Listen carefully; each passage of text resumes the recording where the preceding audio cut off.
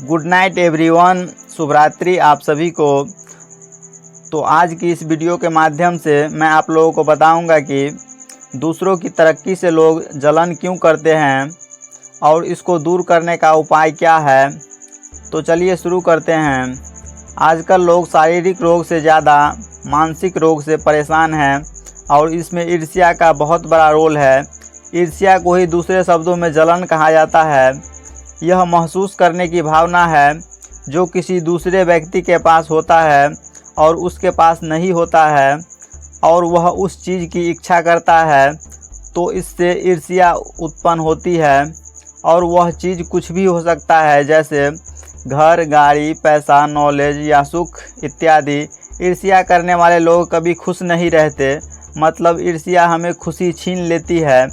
इसको आप ऐसे समझो कि जब आप खुश होते हो तो आपके भीतर कोई जलन नहीं होती, और जब आप नाखुश होते हो तब आपके भीतर ईर्ष्या उत्पन्न होने की संभावना होती है। यह हमेशा अपने आसपास और बराबरी वाले लोग में ही होती है। यह किसी बगल के गांव वाले से या अपने से ऊपर वाले लोगों से नहीं होती। ऐसे गुण वाले लोग ज़्यादातर लालची होते हैं और हम देखते हैं कि ऐसे गुण गांव के महिलाओं के अंदर ज़्यादा होती है, जो दिन रात एक दूसरे के प्रति ईर्ष्या करती रहती है। ऐसे लोग ऊपर से कुछ और होते हैं और अंदर से कुछ और। महिलाएं अपनी सुंदरता के लिए भी ईर्ष्या करती है कि अगर 4-5 महिला के बगल से एक सुंदर महिला गुजरती है या उसके मोहल्ले में आती है, तो वे लोग अपनी सुंदरता के लिए एक दूसरे से ईर्ष्या करते हैं। ऐसी भावनाओं दोस्तों के बीच भी देखा जाता है कि 4 दोस्तों में अगर कोई एक दोस्त सफल हो जाता है तो बाकी दोस्त को थोड़ा बहुत जलन ज़रूर होता है। भले ही वह आपको किसी तरह से नहीं समझने दे, लेकिन सच्चाई तो यह है कि उसके अंदर भी थोड़ा बहुत ईर्ष्या होती है। ऐसे ही जब कोई अपना कुछ स्टार्टअप शुरू करता है, मतलब छोटे लेवल पर धंधा या कोई बिजनेस शुरू करता है, तो बहुत से अन्य लोग आपस में एक दूसरे से बात करते रहते हैं कि यह क्या कर रहा है, यह गलत करने जा रहा है, यह नहीं चल पाएगा या फिर इससे नहीं हो पाएगा। बहुत सी ऐसी बातें करते रहते हैं, लेकिन इसके अंदर भी ईर्ष्या की भावना होती है कि कहीं इसका यह चल पड़ा तो यह आगे निकल जाएगा और तब हमारा क्या होगा। यह बातें वह अपने अंदर ही सोचता है, किसी को नहीं बताता। और वे लोग आपस में तब तक ठीक थे जब तक सभी बराबरी के सुख दुख में चल रहे थे, लेकिन जैसे ही उनमें से किसी ने कुछ अलग किया या उससे आगे बढ़ने लगे तो उन लोगों के अंदर ईर्ष्या पैदा होने लगी। जैसे अंधों की बस्ती में अगर कोई आँख वाला इंसान जाता है तो सभी अंधों को तकलीफ़ होती ही है, और अंधेरी वाली बस्ती में अगर कोई अपने घर दिया या लालटेन जलाए तो बाकी लोगों को तो दिक्कत होगी ही।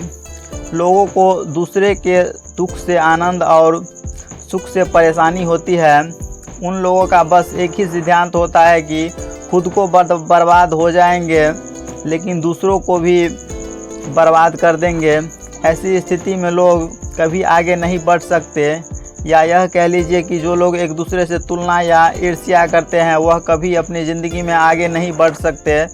अगर इनमें से कुछ लोग आगे बढ़ते भी हैं तो वे लोग सिर्फ इतना तक आगे बढ़ सकते हैं जितना तक कि वह सामने वाला है जिससे वह ईर्ष्या किया था, उससे कभी वह आगे बढ़ नहीं सकता, या बढ़ता भी है तो थोड़ा बहुत। तो ऐसे लोगों को मैं संदेश देना चाहता हूँ कि क्यों आप किसी से तुलना या ईर्ष्या करते हैं। आपके जैसा भगवान ने इस पूरी दुनिया में किसी को बनाया ही नहीं। आप जो कर सकते हो इस दुनिया में कोई भी नहीं कर सकता। आप अपने आप में एक स्पेशल हो। आप जो सोच सकते हो इस दुनिया में कोई नहीं सोच सकता।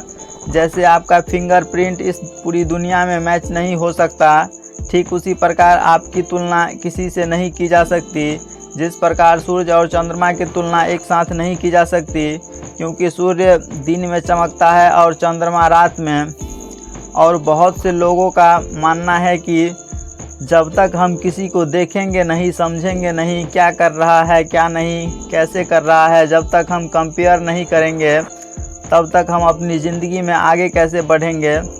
तो मैं आपको बता देना चाहता हूं कि आप इससे तुलना नहीं करते बल्कि आप इससे सीखते हैं।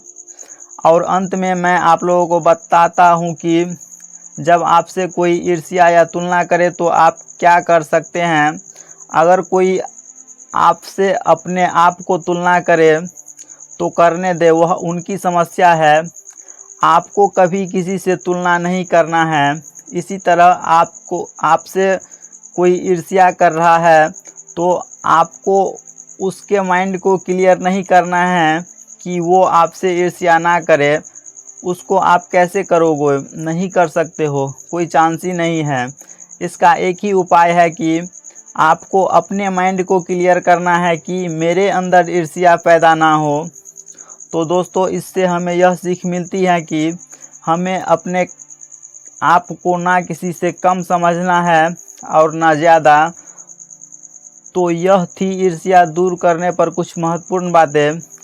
वीडियो पसंद आए तो लाइक, कमेंट और शेयर ज़रूर करें और चैनल पर नए हो तो सब्सक्राइब करना ना भूलें। All the best.